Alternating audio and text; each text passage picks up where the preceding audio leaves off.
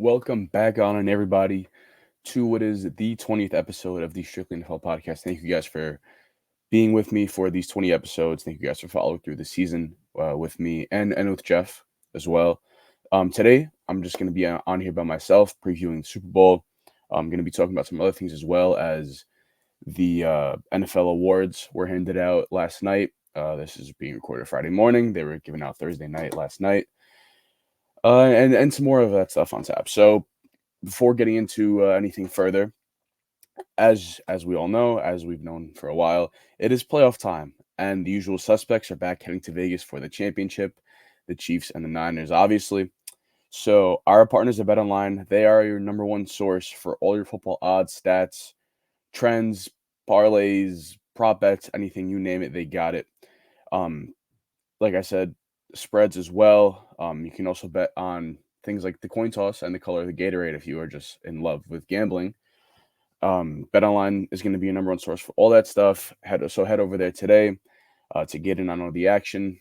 BetOnline, where the game starts, and you can use the promo code BLEAV, capital BLEAV, for a 50% welcome bonus on your first deposit.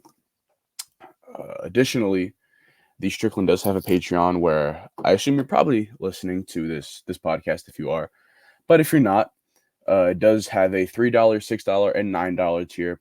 This podcast can be found behind the $9 tier.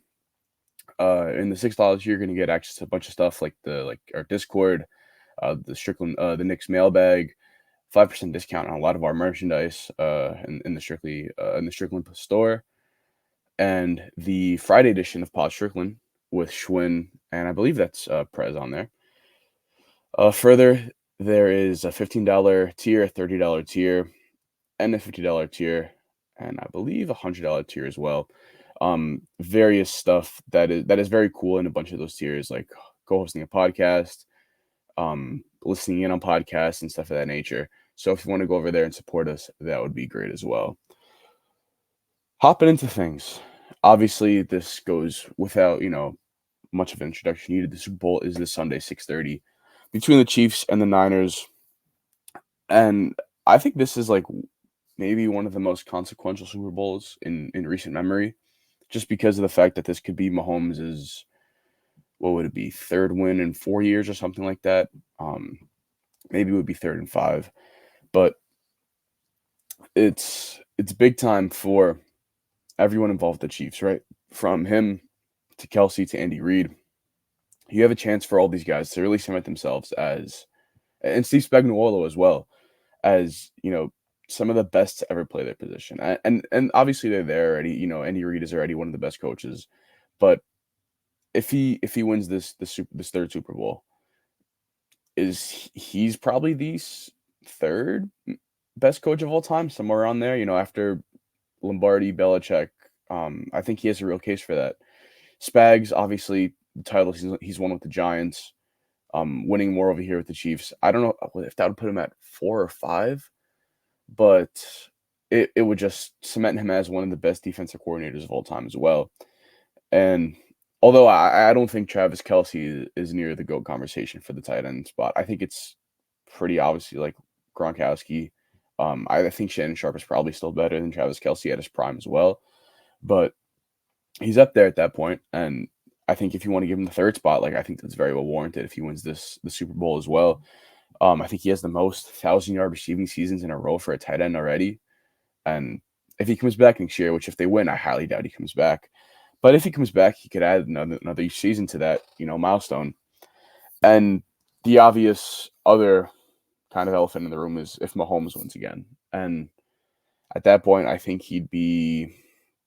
I want to say he'd be like 27, 28, actually. With 3 titles under his belt, I mean, he'd start to pace, to kind of challenge Brady for that all-time record for Super Bowl wins. So it's just a big-time game. That's only from the Chiefs' perspective, right? Like, you have Kyle Shanahan trying to cement himself as one of the greatest play callers of all time. Obviously, the first 2 times he got to the Super Bowl with the Falcons, and then as a head coach with the Niners, he didn't get to close the deal, or he didn't close the deal, just straight up. He wasn't good enough to finish out those games as a play caller. And he's matching up with the Chiefs again. This is a very, very different Chiefs team than the first time. They're the best defense in the NFL pretty much for this season. Better than the Niners on a per down basis. And the offense has changed so much, right? You don't have that Tyreek Hill over the top to kind of, kill your defensive speed. They between Rashee Rice, between Travis Kelce, between Isaiah Pacheco, and the development of their offensive line, they are just I don't even want to say ball control because I think that's doing a disservice to how many shots they still do take to guys like MVS and Justin Watson, even though they might not deserve it all the time. But they have in many ways become a precision offense, and Mahomes has adjusted very well to that. Rashee Rice has been flat out amazing as a rookie. Closed in on 1,000 yards. He didn't get there, I don't think, but he was very close. I think he had like 970. And he was pacing after week 5 to put up a 1,200-yard season. So he's just he is. I think a lot of the shine was on Puka. A lot of the shine was on guys like Zay Flowers, Tank Dell. I mean, this guy was much better to me than Zay Flowers, much better, and yeah, and he's bigger. He's a better athlete. A lot of questions about him coming out of high school with like his character and stuff. I think he was taken off the SMU team, or he just quit and he didn't want to go back and play for them in the middle of the season. And the questions are raised rightfully so, but he's just been fantastic for them. And the matchup with whoever's guarding him, whether it's Ambry Thomas, Diamador Lenore, maybe Charvarius Ward, who's a former Chief who went over there to the Niners. We'll see how that plays out. That's going to be a key matchup because Rashee Rice is the biggest X factor on offense, and even with Travis Kelce being there, I think at this point in time, Rashee Rice probably opens up more for Travis Kelce just from the standpoint of being able to to run the deeper routes, um, being able to just accumulate more yak on a per catch basis. He's probably the guy who, even though we don't want to say it, might be the number one option for this team. Towards the end of the season, I think he was out targeting Travis Kelce. It's obviously switched a little bit in the playoff because Kelsey's such a good safety blanket for Patrick Mahomes and co. But there's real juice here for Rashee Rice, and a receiver with the last name Rice hasn't had under 70 receiving yards in a Super Bowl ever, I think. So shout out to Jerry Rice. We'll see if Rashee can keep that up. I know there was some prop bets on that, and there was I think his over under was like about 68.5. Um, I didn't touch that just because I think this game is going to be a huge defensive battle. But you know, if there's a spot where you could attack the Niners, it is from the slot, and I think that's pretty much the majority of where he'll be running his routes from. And even if he's not in the slot, like even if he's on the outside, it's not something that I'm deathly afraid of. Um, the Niners defense has been under a lot of fire, I guess, for just a real clear lack of effort. And you saw guys like Chase Young who on that end around to Jameson Williams kind of just didn't really look like he gave a shit, honestly. Um, you know, they got called out for their effort by Kyle Shanahan, I believe during halftime and then at the end of the game as well. So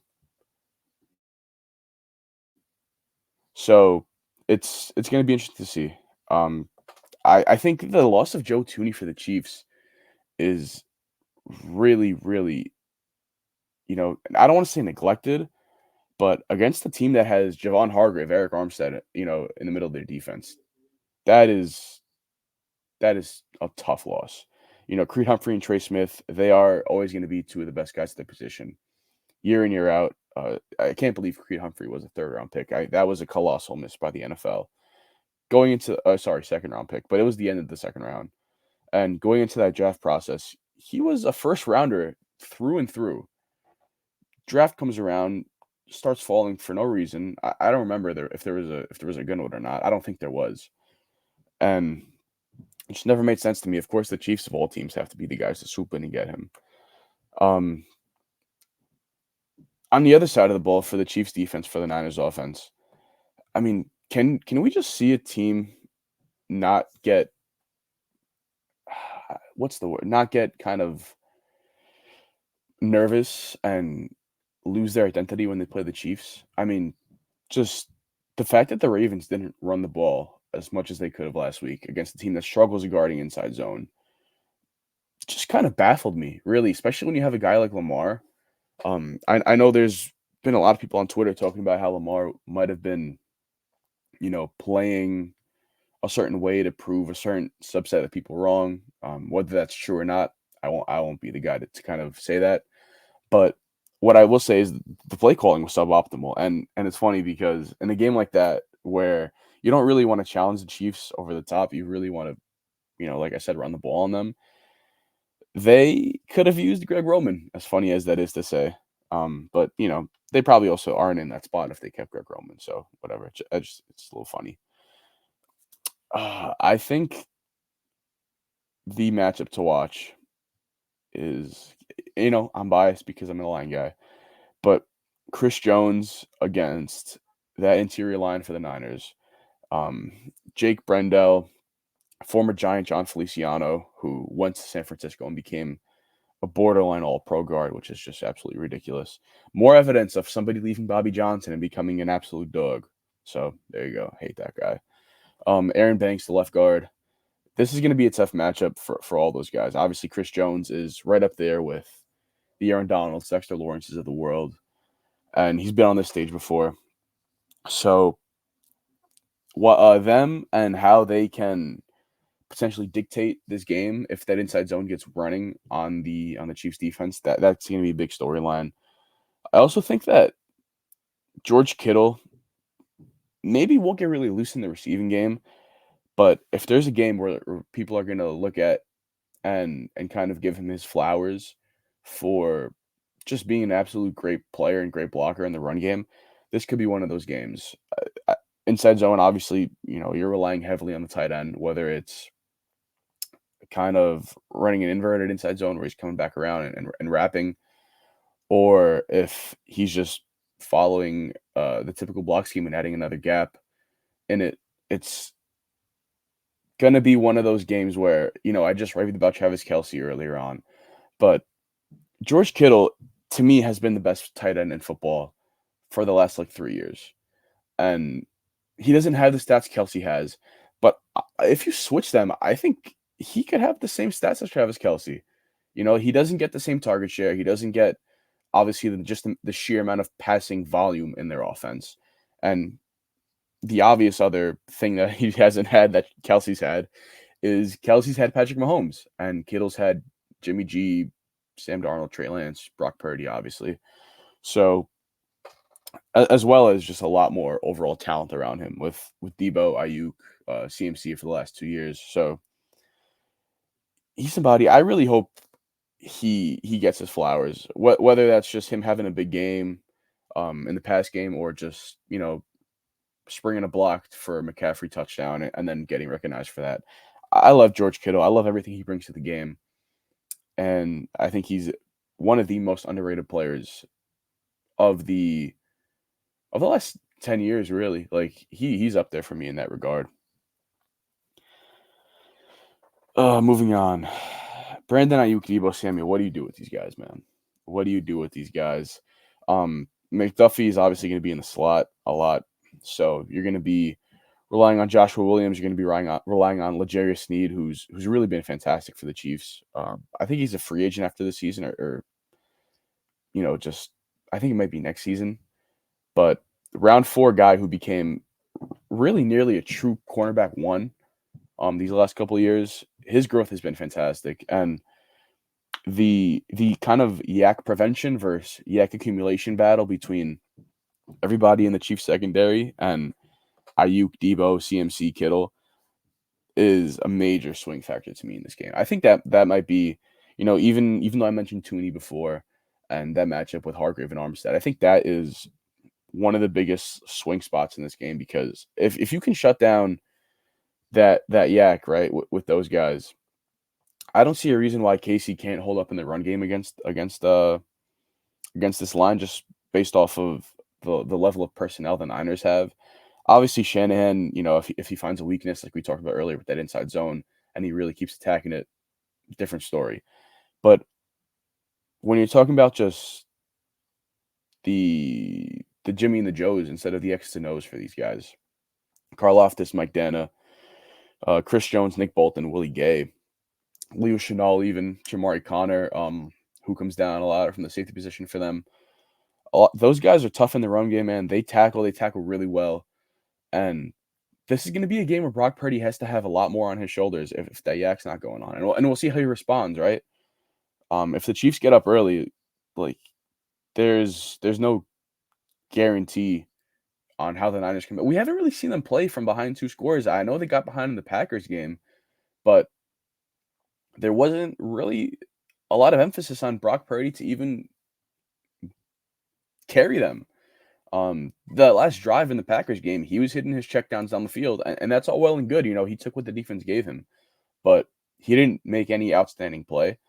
And in the Lions game, I mean, you all remember the time where he went deep to Ayuk and the ball bounced off of, I believe that was Cedric Gardner-Johnson, but don't quote me on that. It bounced off of his helmet. Ayuk caught it down at the one, and then they score the next play, right? So he hasn't really won while he's been behind and won because he made a statement. He's won from behind because the Niners were still good enough to make that comeback as a group. And I'm not trying to take away and shit on him. Like, I've been one of the biggest Purdy guys whenever we have a guest on here, when me and Jeff were talking. I think Purdy is better than Tua, and I'm going to keep throwing my Tua shots out there. Yeah, I'm sorry, guys. But I just want him to show me something. I really, it's funny. A lot of people are kind of broken up on who to root for between Purdy losing and Mahomes losing. They're not rooting for any of them to win. They're rooting on whoever they like least to lose. I know that's at least what the case was when I talked with Schwinn. So it's going to be interesting. If I had to give you guys my pick, I just like taking the points in this matchup. Even if it was just a dead even pick 'em, I'd lean Chiefs. But that's without any level of confidence, right? And then, you give me the Chiefs, you give me plus 2 points, which is what the line's at right now on Bet Online. I like that insurance, man. I like that insurance. I think this is two teams who know each other really well, two coaching staffs who know each other really well. And this is gonna be, I also like the under potentially on 47.5. If this game is like a 24-21 finish, I don't think that's crazy. And I think I might like an over interceptions line for Brock Purdy. I think as much as I, spoke about him during the season and just talked about him as a guy who I've liked more than others, the stage might be too big for him, man. And I think the Chiefs defense has been more locked in than the Niners defense. Anytime you get called out for effort, dude, like that's embarrassing. And it's gonna be on them to, make their statement, come back strong. But when you've been inconsistent, or not consistently the defense that we know you to be for pretty much the back half of the season and this postseason, then I'm gonna trust you, for showing me who you are. And the Chiefs defense has shown me that they are better than the Niners defense. So that's where I stand on that. I just This is gonna be a fantastic game, and I didn't even really want to get into too much of scheme and stuff just because these guys are gonna be throwing the kitchen sink at each other, right? Like this game is why you keep your very best off of tape. This game is why just like Mark Jones says, I guess. Like you get into your bag like the fries are at the bottom or whatever the fuck he says.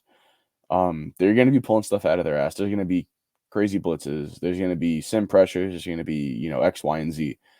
And one thing I would say though is if the Chiefs let Brock Purdy break the pocket, I don't think people give him credit for being the off-script playmaker that he is. I think off-script he makes a lot of throws that people wouldn't anticipate him making, and I think he does a great job of keeping his eyes downfield whenever that happens. So oddly enough, I think keeping Brock Purdy in the pocket and forcing him to, manipulate in there, Not get happy feet, not get nervous is more of the route that I would go, rather than trying to get him out of the pocket, get him off his spot. I think just, you know, Brock Purdy beats you, Brock Purdy beats you.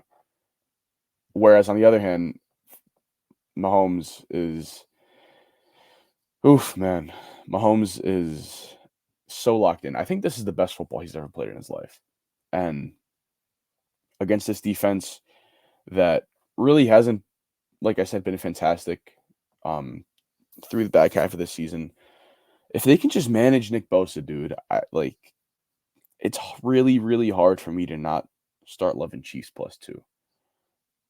If they can slow Bosa, I think they have the guys to not have to challenge Charvarius Ward a lot on the outside. And although I love Fred Warner, I love Dre Greenlaw, I don't think that they can, or I don't think they will dominate this matchup in a way that we might think when they're going against Travis Kelce and two of the best interior guards in the league, right? So when the Chiefs are running their pin and pull stuff, when the Chiefs are running their ISOs, their traps, their inside zones, like, have we seen Fred Warner and Dre Greenlaw, face two guys better than this? They played Frank Ragnow in the Detroit Lions last week, and the Lions really got into their chest for just about 3 quarters. So, uh, if I'm landing somewhere, I'm landing on Chiefs +2, and I'm sticking on that. Moving on to the awards from last night, I thought some of them were pretty interesting, and I thought the voting was more interesting than anything. So Lamar, obviously, we knew he was going to win the MVP. Um, Very much deserved award. However, I don't think he was anything close to unanimous MVP. And whether you wanted to vote for whoever that is, McCaffrey, Josh Allen, even Mahomes, if you wanted to, that really wouldn't have been something that I think is crazy. But what I do think is crazy is only one guy getting a vote besides Lamar Jackson, and that's Josh Allen, right? So if you just look at their stats side by side, Lamar, I believe, was around total yards. I want to say was about 5,000 total yards or somewhere around that area, but I'm going to pull that up right now.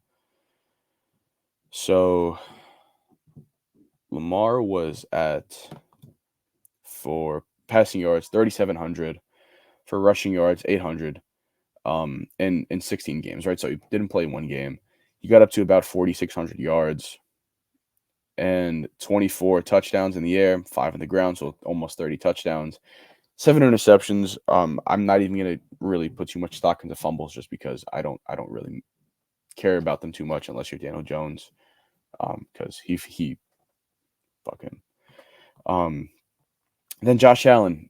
Obviously, this guy has a lot more on his plate. He's more of the focal point, and he pretty much threw for as many yards as Lamar accumulated in total.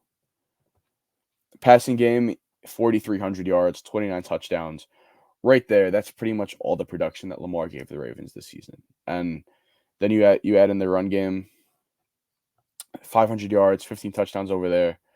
So totaling, 44 touchdowns, totaling almost 5,000 total yards. Just a ridiculous season from him. Carried the Bills in a lot of ways. They honestly, like, potentially would, this is the case for a lot of teams that have these franchise quarterbacks, but what would they have been without Josh Allen? I think the Ravens are a much better team without Lamar than the Bills would be without Josh Allen. So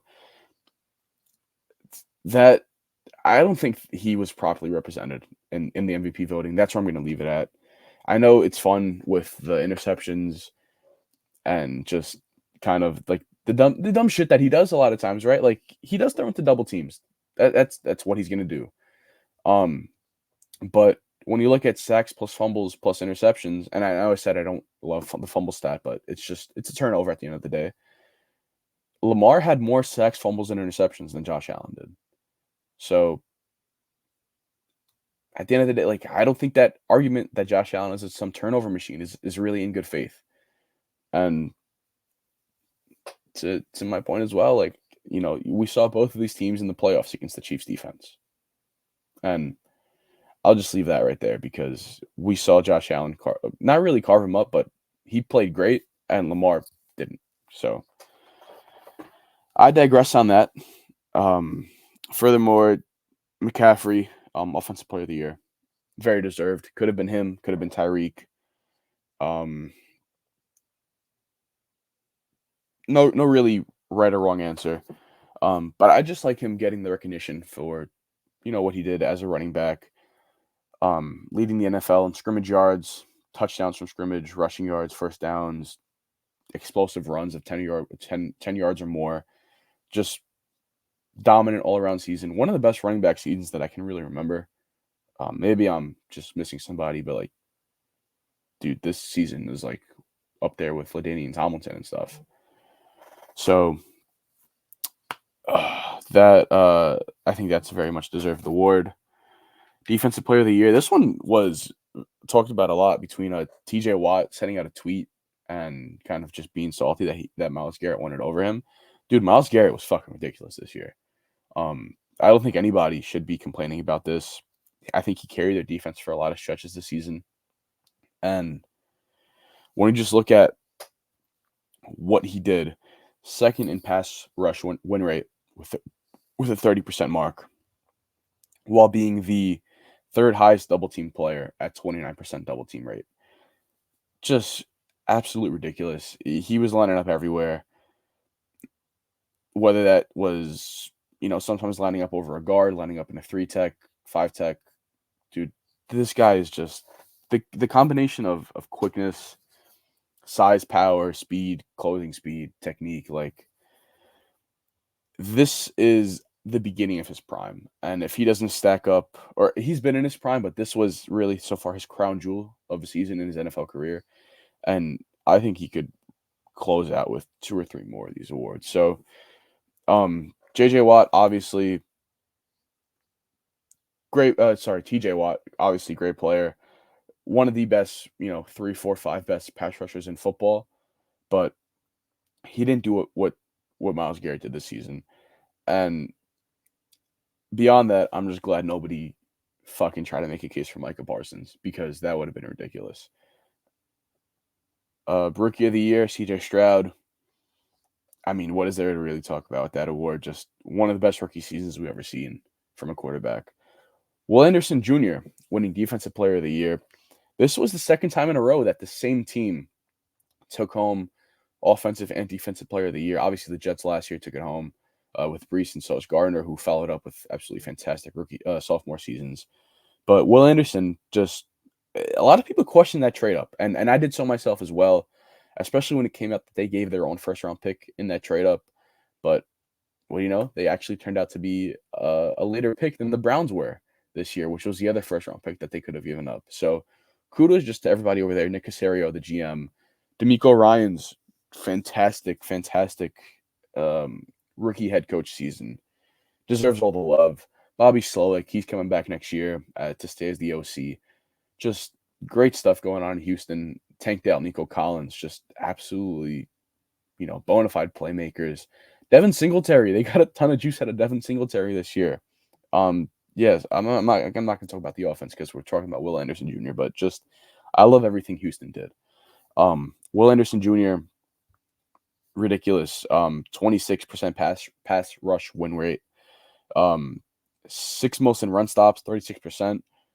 So doing all this as a rookie, I mean, 7 sacks, 10 tackles for loss, 22 hits on the QB, and he missed 2 games as well. So, kind of like, I'm not gonna lie to you guys. I look at Kayvon and I'm pretty salty. I'm like, bro, you were the same echelon of prospect as this guy, and Kayvon had more sacks, yeah, but his overall impact wasn't the same. And just, will the Giants ever have a top pick who's not a bust, dude? We'll see. I don't think Kayvon's a bust at all for what it's worth, but it's just frustrating when I thought he was a potentially generational talent, a guy who could be a top 5 pass rusher in the league, and he's just really not there right now. Stefanski winning Coach of the Year for the Browns. Obviously, the Browns very well represented between Stefanski, Myles Garrett, like I said.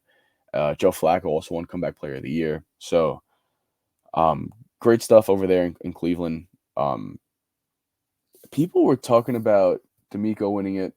Like I mentioned earlier, fantastic rookie season, but he had his quarterback, and when you have your quarterback, it's tough for me to give you Coach of the Year over a guy like this who started off with he who shall not be named, going down with that shoulder injury.